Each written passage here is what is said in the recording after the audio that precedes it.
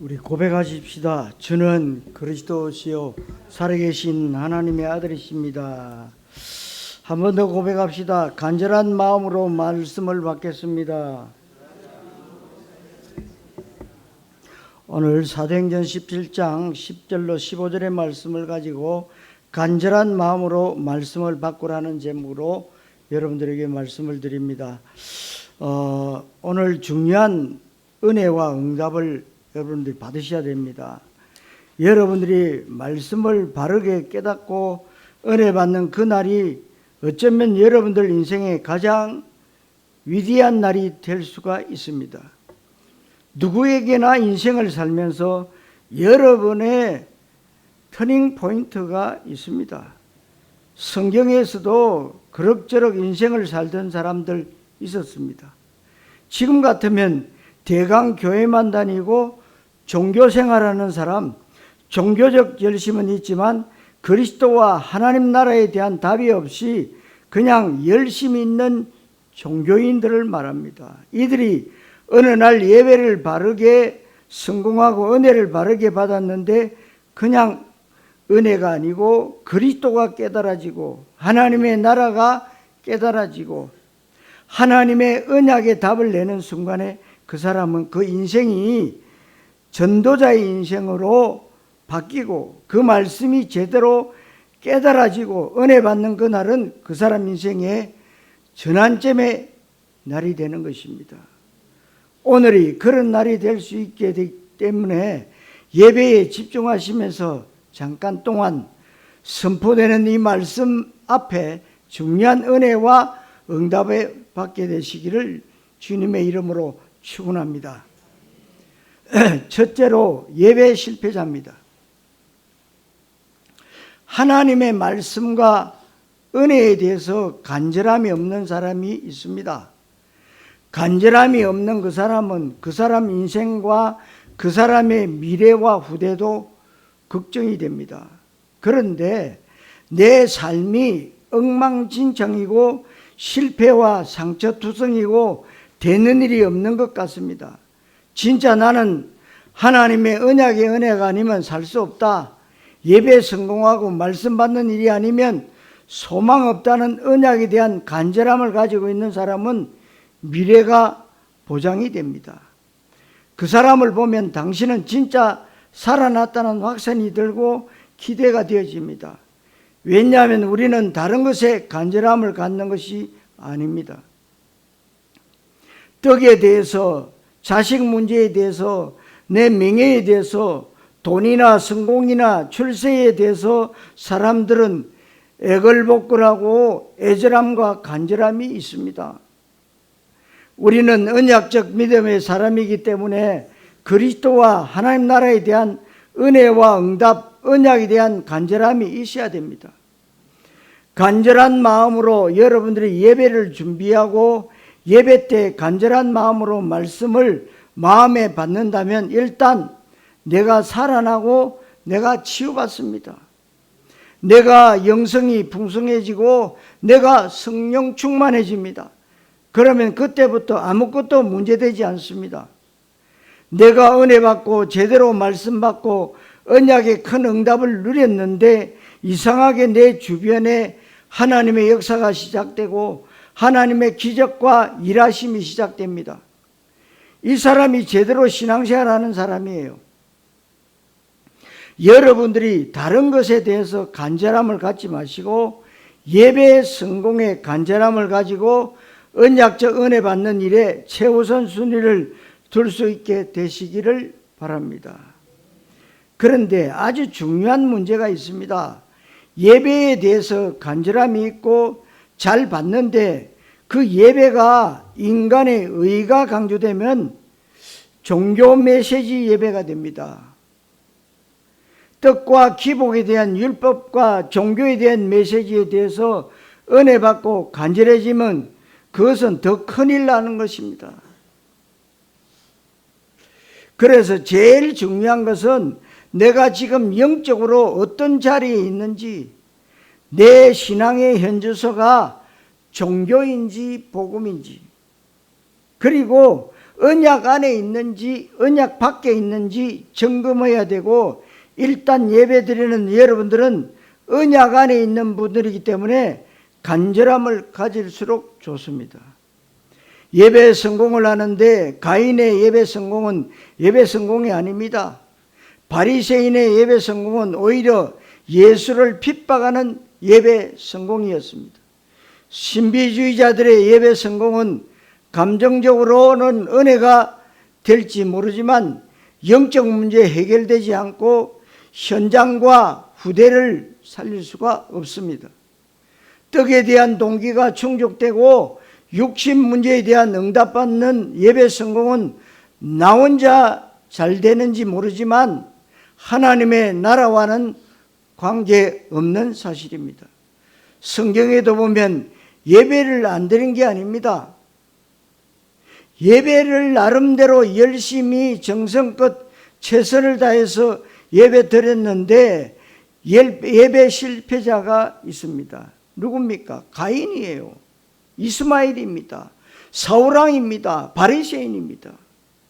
이런 사람들은 예배를 안 드린 게 아니고 예배를 열심히 드리고 나름대로 예배 성공했다고 생각하지만 이들은 가장 중요한 언약을 놓쳤기 때문에 예배 실패자라고 할 수가 있습니다. 예배 실패자들은 전부 하나님의 언약에 대적하는 역할을 했습니다. 그리고 하게 됩니다. 성경에서는 데살로니가에 있는 사람들보다는 베레아에 있는 사람들이 간절함이 더했다고 했습니다. 데살로니가 사람들은 베레아 사람들보다 간절함이 덜했는데, 간절함이 덜하면 어떻게 되느냐? 예배를 대충 드리고 말씀을 건성으로 대강 듣습니다. 그렇게 되면 말씀이 나와 상관이 없고 그 말씀에 대한 괴인화가 되어야 되는데 그게 안 됩니다. 말씀을 대강 받는다는 것은 그리스도가 희미하다는 것이고 그 사람이 알고 있는 어설픈 성경 지식이 교회를 핍박하는 것에 쓰임받습니다. 그 사람이 알고 있는 신학 지식이나 종교적 열심이 나중에 복음을 대적한 일에 쓰임받기도 합니다. 교회를 대적하는 사람들이 말씀을 대충 받고 간절함이 부족하고 형식적인 예배를 드려서 그렇습니다. 데살로니가 사람들은 베레아에 있는 사람들보다 간절함이 덜했다고 11절에 말씀하고 있습니다. 그러니까 이들이 무리를 움직여서 소동하고 교회를 핍박하고 전도자를 대적합니다. 이런 사람들을 향해서 이사야 선지자가 말합니다. 하나님 앞에 제사 드리기 위해서 온갖 제물을 가져오고 율법에 명시된 대로 제사를 드리긴 하는데 이들에게 간절함이 없다고 했습니다. 제물도 무가치하고 병든 것, 다친 것, 좋지 않은 것을 가지고 제사를 드리는 이스라엘 백성들을 향해서 너희가 성전 마당만 밟을 뿐이라고 했습니다. 한국교회, 세계교회 수많은 사람들이 주일을 맞이해서 예배 드리는데 마당만 밟는 예배자들이 많습니다. 그것은 예배에 대한 정성이 부족하거나 준비가 부족하거나 자세가 불량해서보다는 언약이 없어서 그렇습니다. 언약이 없는 거예요. 그리스도에 대한 가치 발견이 안 됐고 하나님 나라에 대한 비전이 없어서 그냥 종교적 열심과 떡에 대한 동기 가진 예배는 성전 마당만 밟는 예배가 되는 것입니다. 수많은 사람들이 예수님 따라다니면서 신앙 고백하고 자랑하고 예수님 찬양하고 그렇게 했습니다. 그런데 예수님이 마태복음 7장 21절에 나더러 주여 주여 하는 자마다 다 천국에 들어갈 것이 아니라 오직 내 아버지 뜻대로 행하는 자라야 들어가리라 그랬더니 많은 사람들이 주여 우리가 주의 이름으로 선지자 노릇하고 귀신을 쫓아내고 많은 권능을 행치 아니하였습니까? 무슨 말입니까? 잘했다는 것입니다. 부처 이름으로 안 하고 주의 이름으로 귀신 쫓아내고 권능을 행하고 선지자 노릇하고 잘했지 않습니까? 우리는 잘했다고 말하는 무리들을 향해서 예수님이 이 불법을 행하는 자들아 내게서 떠나가라. 내가 너희를 도무지 모르겠노라. 그게 뭔지 아십니까? 열심히 교회 다니고 신앙행위를 하고 교회 일도 많이 하고 이런저런 많은 기적과 증거도 일어나는 것 같은데 내 아버지의 뜻이 뭔지를 모릅니다. 요한복음 6장 39절로 40절에 내 아버지의 뜻은 아들을 보고 믿는 자마다 영생을 얻는 것이고 마지막 날에 다 살리는 것이다. 하나님의 뜻은 구원과 영생과 생명이고 복음과 그리스도 하나님의 소원이고 하나님의 뜻입니다. 하나님의 소원과 뜻은 현장과 전도와 제자와 후대와 렘트 비전과 세계복음화 이걸 다 합치면 하나님의 나라를 말합니다. 이 하나님의 뜻에 해답과 결론 내리지 않으면 아무리 열심히 신앙생활을 해도 우리 주님은 모른다고 했고 심지어는 불법이라고 말씀하고 있습니다. 우리가 이 말씀을 잘 새겨 들어야 됩니다. 요한복음 8장에 유대인들이 예수님에게 우리는 아브라함의 자손이다 그랬어요. 우리는 적자다. 정통이다. 우리는 순수 혈통이다. 아브라함의 직계라는 자부심을 가지고 자랑합니다. 이때 예수님이 나도 안다. 너희가 혈통적으로 아브라함의 자손임을 알고 있다. 그런데 아브라함은 너희처럼 이렇게 하지 않았다. 너희가 아브라함의 진짜 자손이라면 아브라함이 그렇게 기다렸던 메시아, 이 메시아가 난데 너희는 내 말을 안 듣고 내 말이 너희에게 들어갈 자리가 없다. 너희는 아브라함의 자손이 아니고 마귀 자녀다라고 요한복음 8장 44절에 하신 말씀입니다. 요한복음 8장 56절에서는 너희 조상 아브라함은 나의 때에 볼 것을 즐거워하다가 보고 기뻐하였느니라 그랬어요. 여러분, 진짜 믿음은 구약의 메시아, 신약의 그리스도, 구약의 복음, 신약의 복음, 복음에 모든 답이 나게 되고 그리스도 모든 문제 해결자고 그리스도 한 분만으로도 충분하고도 완전하고도 모든 것이다. 그리스도의 가치는 이 세상에 모든 것을 합친 것보다 귀중하기 때문에 나는 그리스도 복음을 위해서 생을 걸 수밖에 없다. 이것이 제대로 된 자가 바로 아브라함의 자손인 것입니다. 여러분, 많은 사람들이 교회를 50년, 30년, 20년, 10년, 5년 이렇게 다니고 예배 절대로 안 빼먹고 열심히 교회 다녔는데 예배 실패합니다. 예배 실패가 어떤 정도로 나타나느냐? 그 사람의 삶의 주변에 흑암이 안 꺾입니다.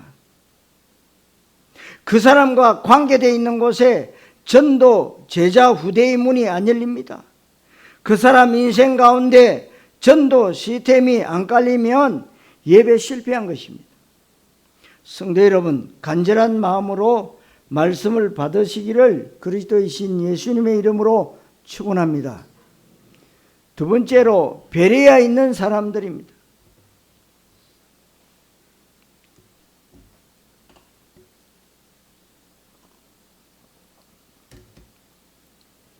베레아에 있는 사람들은 11절에 너그러워서 간절한 마음으로 말씀을 받고 이것이 그러한가 하여 날마다 성경을 상고함으로 여러분들이 이런 마음을 갖게 되시기를 바랍니다.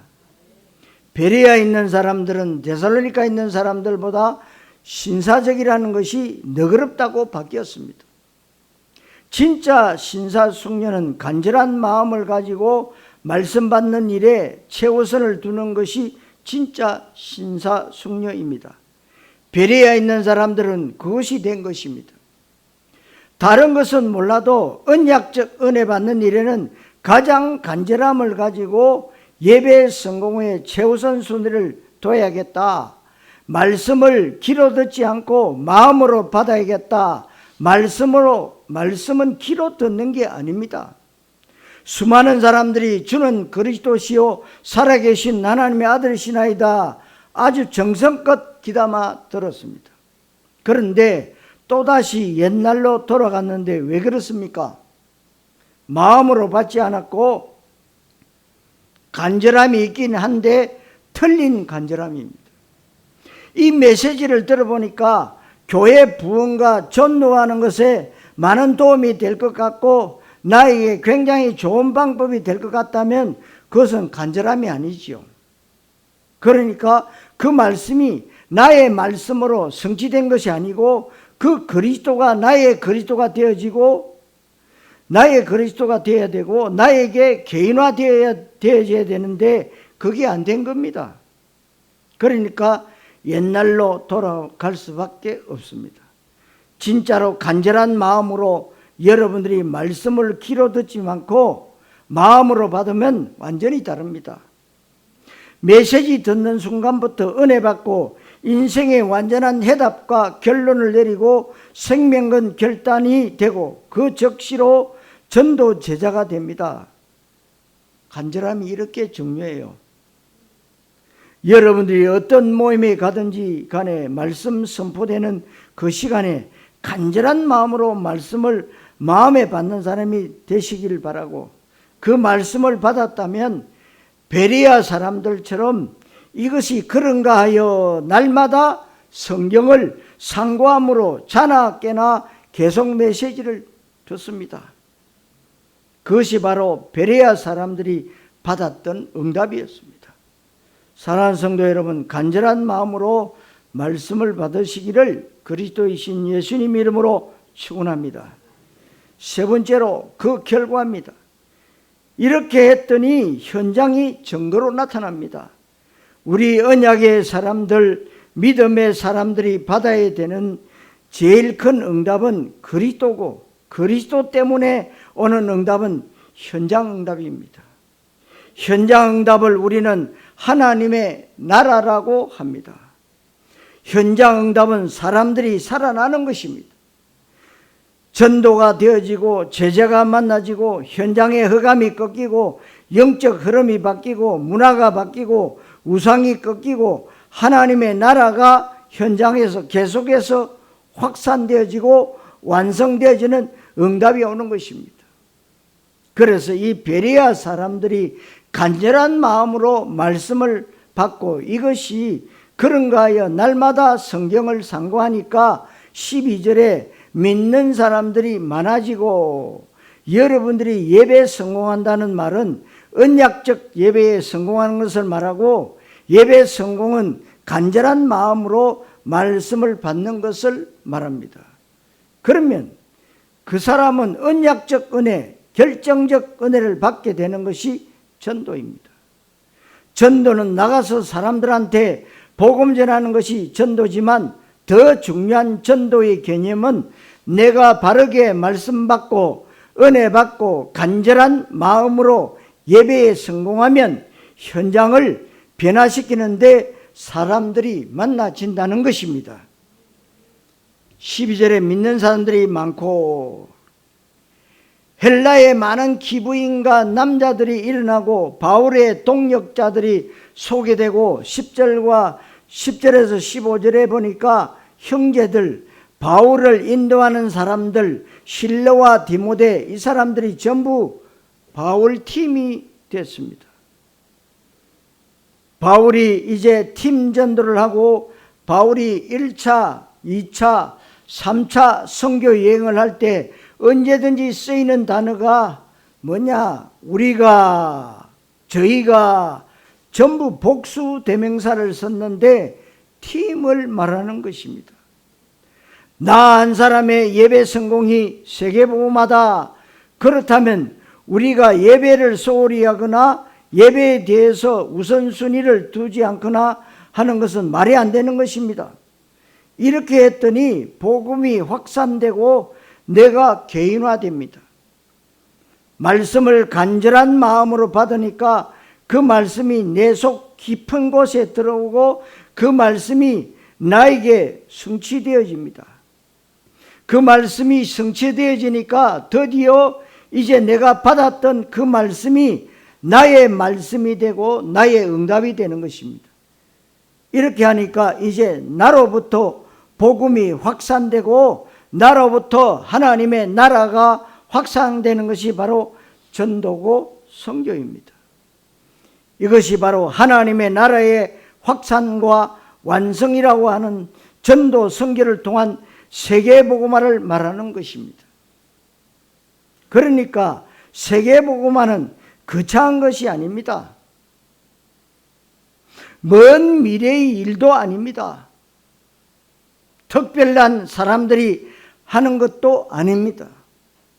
내가 그리스도 세계복음화에 대한 언약의 중심으로 간절한 마음으로 말씀을 바르게 받는 예배 성공이 바로 237 5천종족 세계복음화로 연결되어지는 것입니다.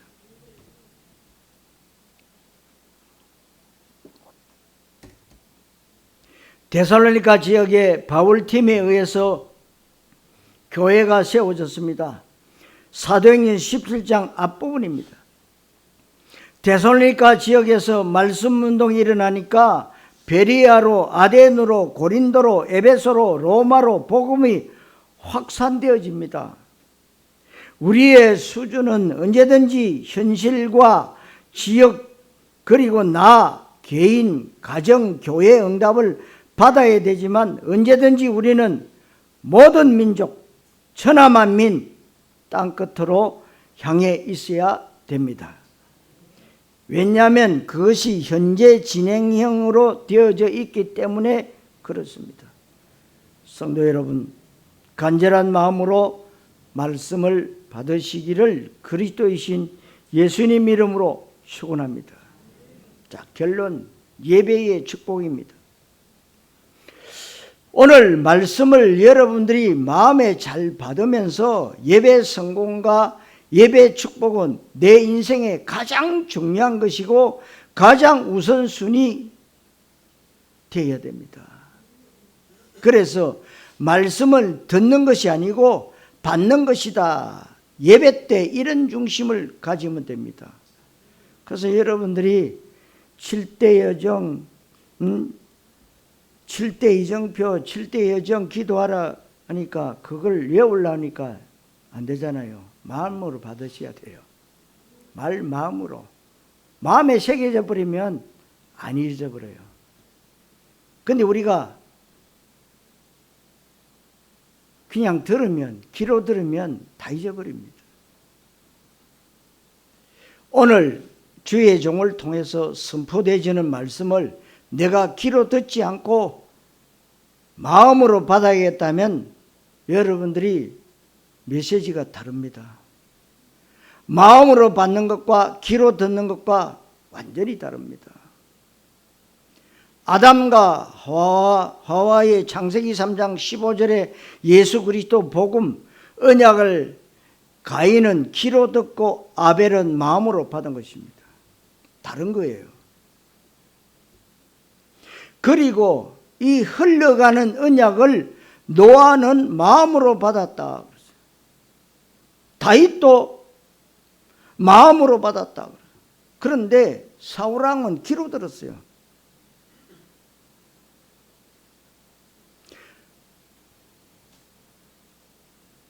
이스마엘과 에서도 귀로 들었어요. 야곱은 마음에 받은 것 같습니다. 다르지요. 사도행전 2장 41절에 그 말을 받은 사람들은 세례를 받음에 이날에 신도의 수가 3,000명이나 더하더라. 말씀을 받았다고 했습니다. 들었다고 안 했어요. 말씀을 마음으로 받은 거예요. 데살로니가전서 2장 13절에 우리가 하나님의 말씀을 받을 때에 사람의 말로 받지 아니하고 하나님의 말씀으로 받았다. 들었다고 하지 않았고 받았다고 했습니다. 다르지요. 사람들은 말씀을 내가 실천하는 것이라고 알고 있는데 우리는 말씀을 실천할 능력 없습니다. 그래서 여러분들이 기독교 방송 한번 들어보세요. 말씀대로 살아야 된다고 합니다. 예? 말씀을 지켜야 된다고 합니다. 여러분 말씀대로 살 수 있습니까? 말씀을 지킬 수 있습니까? 못 지킵니다. 말씀대로 못 살아요. 그런데 끊임없이 설교가 말씀대로 살아라, 말씀대로 지켜라 그럽니다. 우리는 말씀 실천할 능력 없습니다. 말씀을 실천하거나 지키는 것이 아니고 말씀은 내가 마음으로 받고 언약으로 붙잡고 기도할 때 하나님이 말씀을 이루는 것입니다. 말씀은 지키는 게 아니고 성취되어지는 것입니다. 그래서 언약으로 붙잡고 기도하면 하나님이 성취시키시는 겁니다. 그래서 이사야 40장 8절에 푸른 말하고 꽃은 시드나 여호와의 말씀은 영영이 있으리라. 하나님이 말씀을 이룬다 그 말입니다. 그래서 오늘의 말씀을 찾아서 누리라고 작년에 우리가 말씀을 받았잖아요. 오늘의 말씀. 지난주에도 말씀드렸습니까? 여러분들이 오늘 받는 말씀이 여러분 6일 동안 세상 삶 가운데 모든 문제 사건의 답이 이 말씀 가운데 들어있습니다. 근데 가슴으로 받으면 말씀이 다 답이 되는데 귀로 들으면 그건 다 온데간데 없이 잊어버리고 염려, 근심, 걱정하고 있어요. 말씀이 생각이 안 난다는 거예요. 귀로 들었기 때문에. 한 귀로 들으면 한 귀로 흘러가요. 그러나 가슴으로 받으면 흘러갈 데가 없어. 다르지요. 마태복음 5장 18절에 천지는 다 없어지겠지만 율법의 1.1획도 없어지지 않고 다 성취될 것이다. 말씀은 하나님이 성취시켜 나가시는데 하나님의 언약의 말씀을 마음에 받고 그것을 언약으로 붙잡고 기도하는 사람에게 하나님은 말씀을 성취하실 것입니다. 그렇다면 우리가 237 5천종족 세계복음화에 대한 언약을 붙잡고 있다면 세계복음화는 나를 통해서 성취될 것입니다. 아멘.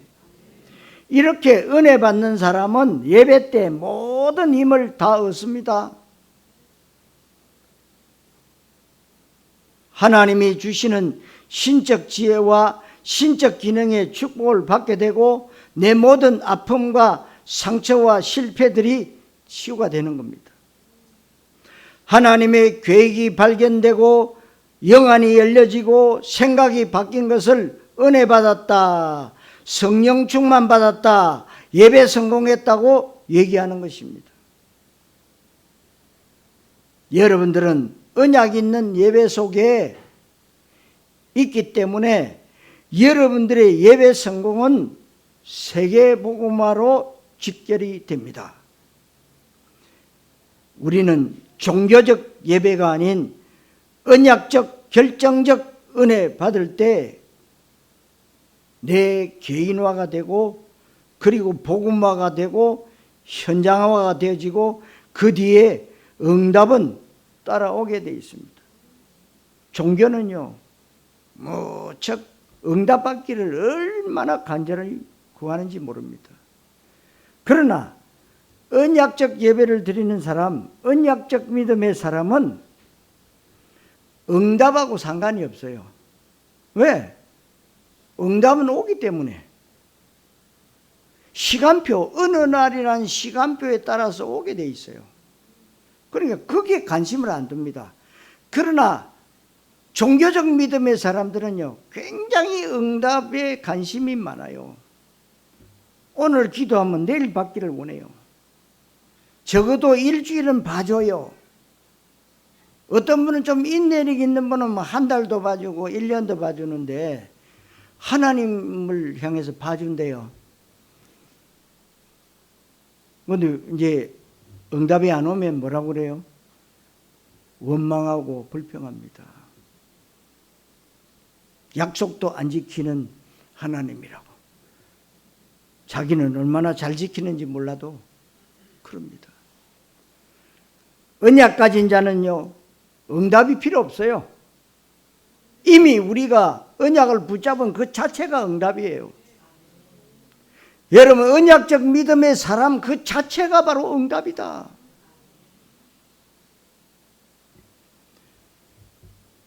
그래서 우리는 종교적 예배가 아닙니다.